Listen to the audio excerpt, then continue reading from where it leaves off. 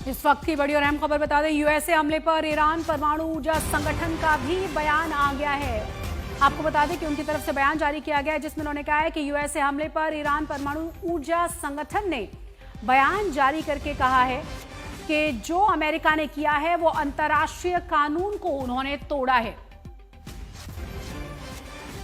और देखिए, हम आपको बता रहे हैं, एक बड़ी खबर यह है कि अमेरिका का हमला बर्दाश्त नहीं करेंगे। ये IAEO से कहा गया है, यानी ईरान की परमाणु ऊर्जा संगठन की तरफ से बात कही गई है कि यह हमला हम बर्दाश्त नहीं करेंगे। इसके साथ ही हम आपको वो तस्वीरें भी दिखा रहे हैं जो उस वॉर रूम की है, जब डोनाल्ड ट्रंप लगातार इन ऑपरेशंस को मॉनिटर कर रहे थे अपने आला अधिकारियों के साथ। उसमें JD Vance भी आपको नजर आ जाएंगे और अमेरिका ये कोशिश कर रहा था कि कैसे इस पूरे मिशन को सक्सेसफुल किया जा सके। ये सीधी तस्वीरें हम आपको दिखा रहे हैं जो व्हाइट हाउस की तरफ से रिलीज की गई है। अमेरिका ने ना सिर्फ कल रात बड़े ऑपरेशंस को अंजाम दिया, बल्कि अब उसकी तस्वीरें भी साझा की हैं। और देखिए, अब डोनाल्ड ट्रंप लगातार हर उस मॉनिटर, उस स्ट्रैटेजीज को करते हुए, उनके साथ ना सिर्फ उनके आला अधिकारी मौजूद हैं, उनके JD Vance मौजूद हैं, बल्कि वो ये भी कोशिश कर रहे थे कि अगर रिटेलिएशन ईरान की तरफ से हो तो फिर उसके काउंटर कैसे तैयार किए जा सके। देखिए, हम आपको पल पल की जानकारी दे रहे हैं, हम आपको बता रहे हैं कि आखिरकार इस बड़ी खबर पर किस तरीके से परिस्थितियां बदल रही हैं। थोड़ी देर पहले डोनाल्ड ट्रंप खुद सामने आए, उन्होंने एक बड़ा स्टेटमेंट दिया। हालांकि वो स्टेटमेंट उन्होंने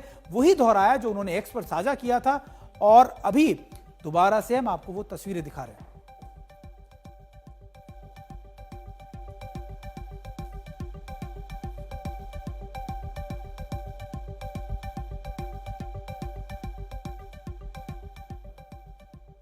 नमस्कार, मैं हूं श्वेता सिंह, मेरे साथ सुमित चौधरी। और लगातार बीती रात से ही अगर हम कहें सुमित, तो हम कल बीती रात से आपको बता रहे हैं कि बड़ा होने वाला है। B-2 बॉम्बर्स मूव कर दिए गए हैं गुआम बेस पर। लेकिन क्या हुआ आज की सुबह इस बात से हुई कि ईरान की न्यूक्लियर साइट्स को बॉम्ब किया गया है।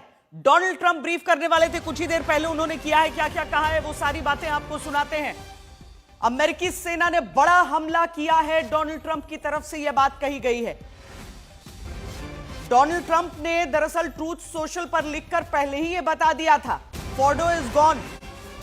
उनकी तरफ से यह कह दिया गया था और साथ में शांति की बात भी कर ली थी। लेकिन और अब देखिए, जब वो सबके सामने आए हैं, कहा है कि अब ईरान को शांति की कोशिश करनी चाहिए। मैंने कोशिश की कि युद्ध ना हो, लेकिन करना पड़ा। बिल्कुल। और अमेरिका की तरफ से यह भी कह दिया गया कि अब पीस का रास्ता जो है वो ईरान के पास है। यानी अब ईरान अगर पीस चाहता है तो करे, नहीं चाहता तो फिर और भी अंजाम बुरे होंगे। श्वेता, ये सबसे बड़ी बात है कि लगातार अब अमेरिका ने जो गेंद है वो दोबारा से ईरान के पाले में डाल दी है। लेकिन सबसे बड़ा सवाल यही कि क्या ईरान भी मानेगा पीस के लिए, क्योंकि अमेरिका का इन्वॉल्वमेंट सीधे तौर पर दोबारा से एक बड़ी चुनौती है ईरान की रिजिम के लिए। बहुत मुश्किल परिस्थितियां इस समय सामने हैं।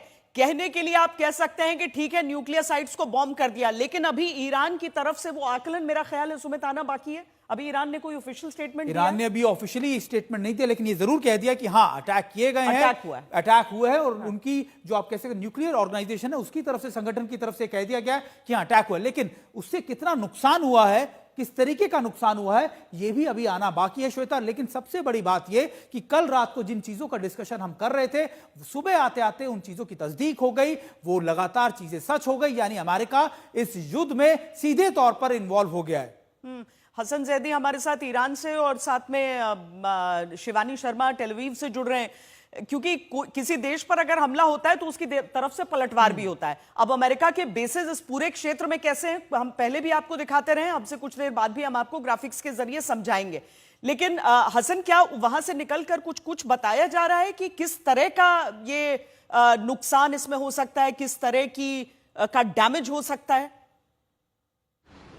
देखिए, फोर्डो जो सेंटर है, एटॉमिक सेंटर है, वो तकरीबन कई 100 मीटर जो है वो ज़मीन के अंदर है, तो उसको नुकसान पहुंचने का इम्कान बहुत कम है। जो अभी जो इनिशियल रिपोर्ट्स, जो यानी अभी इसकी तस्दीक नहीं हुई, अभी कहीं से उसकी वो नहीं हुई है कि बताया जाए कि बिल्कुल सही है बात, यह है कि जो उसके मेन 2 एंट्रेंसेस है वहाँ पे बमबारी की है अमेरिका ने। और लेकिन अभी क्या उसके वो हैं, अभी जो वीडियोस, जो इनिशियल वीडियोस जो आई हैं, वहां पे ना कोई धुआं उठता हुआ दिखाई दिया है, ना कोई आग का शोला दिखाई दे रहा है। अभी कुछ भी नहीं है। फोर्डो जो है, क्योंकि वो तेहरान और कुम के बीच में है, कुम से करीब है।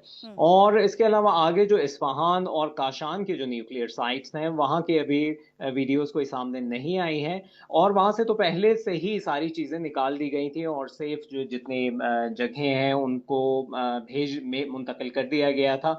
और ये कि अब कितना नुकसान हुआ है वो तो नहीं मालूम, लेकिन अब इसके बाद जो सिचुएशन होने वाली है, क्योंकि ये ईरान की सॉवरेनिटी पर डायरेक्ट अटैक हुआ है, तो ईरान को जो इंटरनेशनल लॉज हैं और जितने यूनाइटेड नेशंस के जितने रेजोल्यूशंस हैं उसके मुताबिक ईरान को रिटेलिएट करने का 100% हक हासिल है। और मेरी नज़र में, और मुझे काफ़ी हद तक नहीं, पूरा यकीन है कि ईरान रिटेलिएट करेगा। और इस बीच अगर नुकसान होगा ज़्यादा किसी का, तो वो है अमेरिका। ईरान का नुकसान हुआ है, होगा, यकीनन होगा, जंग है। और लेकिन नुकसान ज़्यादा जिसका होगा वो है जो हमला जिसने किया है और अग्रेशन जिसने किया है। और अग्रेसिव फोर्स को कहीं पे भी बर्दाश्त नहीं किया जाए।